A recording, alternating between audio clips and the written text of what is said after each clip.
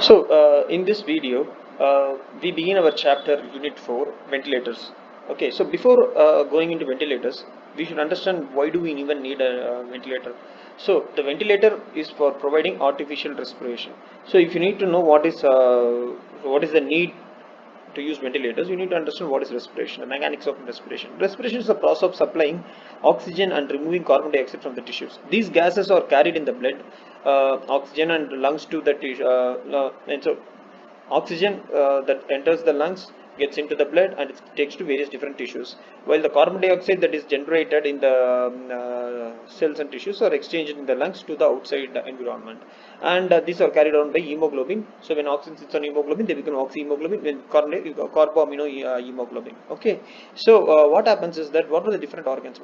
First you have a windpipe called trachea. So there is a food pipe that takes the food into the stomach, while there is a windpipe that takes air into the lungs, and it's separated by something called epiglottis, and then it goes into the trachea divides into two stuff called bronchus, and this bronchus further divides into bronchioles, and these bronchioles are further having small minute vascular structures called alveolus, singularly, and alveoli. So the alveolus has very great surface area for exchange of gases. So the oxygen enters, so the gas enters here, and the entered gas gets exchanged at the alveoli. Okay, so there are two phases in respiration. One is inspiration phase, intake of air, and expiration phase, expelled of air.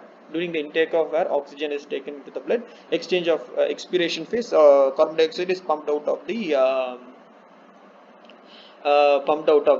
lungs. So one is an active phase where you actively suck in the air from the atmosphere. Another one is the passive phase where due to the development of pressure inside the lungs, the carbon dioxide is pumped out by the contraction of the respiratory muscles. So there are different respiratory muscles. One of the important respiratory muscles is called diaphragm, and this diaphragm pulls the heart in the downward direction, while there are certain other muscles which provide in both inspiration and expiration, and so these muscles are very much important for the functioning of for this function called respiration. Okay, so what happens in most of the difficult conditions is these muscles or the lungs themselves, lungs is an elastic sac.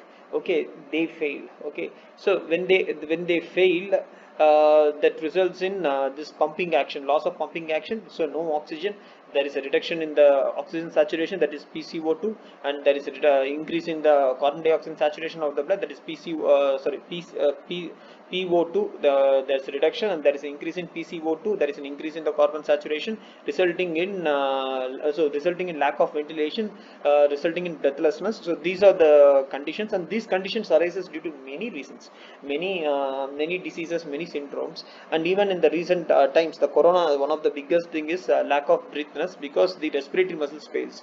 Okay, that's one of the reasons. So because when lack of ventilation happens, when breathing happens, then that will ultimately be fatal. That's why that's happened with the corona patients. Okay, these muscles fail because these are the muscles that provide oxygen to the body, right? They suck in the oxygen by elasting the lungs, by pulling the lungs in both in the downward direction, in the other directions, for inspiration phase, and since they are expanded, they are elastic, right? So they pull themselves back in the passive phase of expiration, pull the air outside.